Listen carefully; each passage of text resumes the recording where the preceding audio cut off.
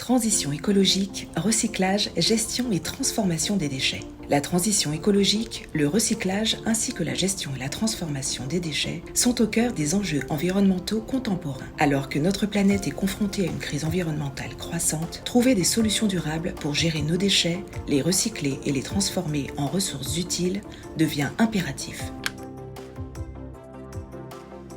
Bonjour, je suis Yasmine Ancelade, directrice Business Development pour SMO Solar Process, une technologie brevetée par une start-up guadeloupéenne. Nous avons une quinzaine de collaborateurs scientifiques, ingénieurs, administratifs, commerciaux, répartis dans plusieurs entités au service du projet. Et nous développons des solutions autour de l'hydrogène vert décarboné qui peuvent aller de la production de l'hydrogène vert à son utilisation via des applications pour la production d'électricité ou la mobilité. Alors nous avons développé une unité industrielle modulaire qui tient dans la taille d'un conteneur, qui est autonome en énergie et qui permet de transformer tout type de déchets carbonés en hydrogène vert, donc à prix compétitif, et en même temps de recycler le carbone des déchets en produits utiles. Notre technologie est un puissant allié pour lutter contre le réchauffement climatique, puisque chaque fois que nous développons des capacités qui répondent aux besoins de 150 000 habitants, nous allons réduire, séquestrer 1 million de tonnes de CO2 par an.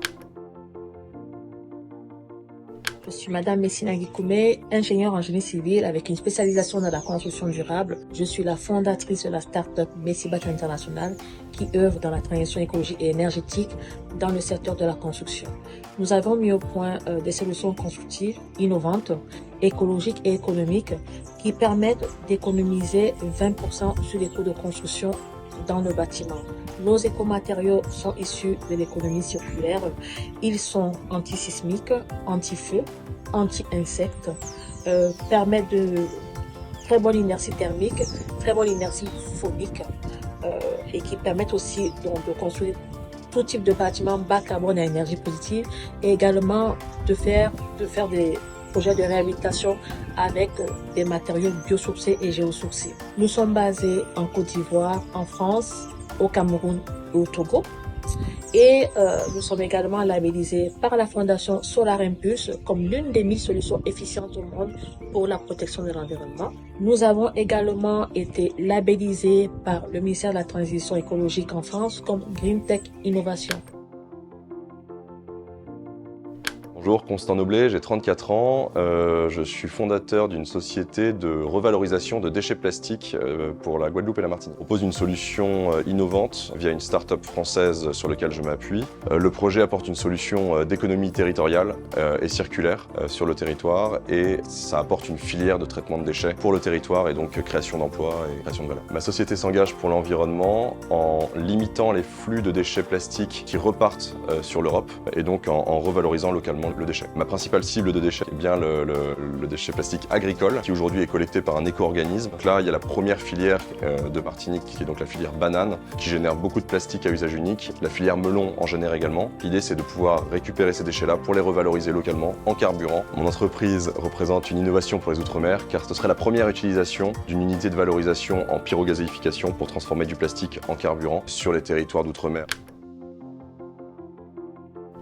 Bonjour, je me présente, je suis Eddy Dureuil, président et cofondateur chez Ecotime Caraïbes. Aujourd'hui, je suis basé à Montréal depuis plus de 10 ans et je viens de la Martinique, l'île aux fleurs. Ecotime Caraïbes, c'est la filiale de notre société Solutions Ecotime Canada. Dans le fond, on propose des solutions pour réduire le gaspillage de l'eau dans les bâtiments. Aujourd'hui, ça fait pas de sens au 21e siècle de gaspiller de l'eau potable dans les toilettes. Mon projet, il innove à plusieurs endroits. Déjà, aux Antilles, on ne peut pas construire comme en métropole, où on ne peut pas construire comme en Amérique du Nord. C'est pour ça qu'on doit avoir nos propres spécificités. Ça fait aucun sens qu'on ait le département qui paye le plus en termes de coût de mètre cube par habitant et qu'on gaspille de l'eau potable dans les toilettes. Donc, Solutions Ecotime, ce qu'on propose, c'est des solutions qui vont s'installer dans les bâtiments pour réduire la consommation d'eau entrant dans les bâtiments, mais en même temps réduire les rejets. Et ça, on a choisi d'aller directement vers la cible des personnes à loyer modéré. Moi c'est Nolan, je suis CEO et cofondateur de la société Ivy. Avec l'équipe, on a développé toute une suite logicielle permettant de pouvoir superviser des parcs de bornes de recharge pour véhicules électriques. Et on a développé également une application mobile permettant de pouvoir identifier les bornes, réserver sa borne et payer sa borne directement à partir de son application mobile. Ivy est le fruit d'une joint venture entre Enercal, l'énergéticien du pays, et la start-up Yugo, spécialisée dans l'autopartage et l'optimisation de flotte pour véhicules d'entreprise. Aujourd'hui, on a entamé la phase de commercialisation pour la partie applicative. Donc, on vend un logiciel de supervision permettant de pouvoir exploiter et monitorer sa borne à distance. On est interconnecté également avec les installateurs de bornes. Donc, ça permet de prédiagnostiquer des problèmes qui peuvent arriver sur une borne.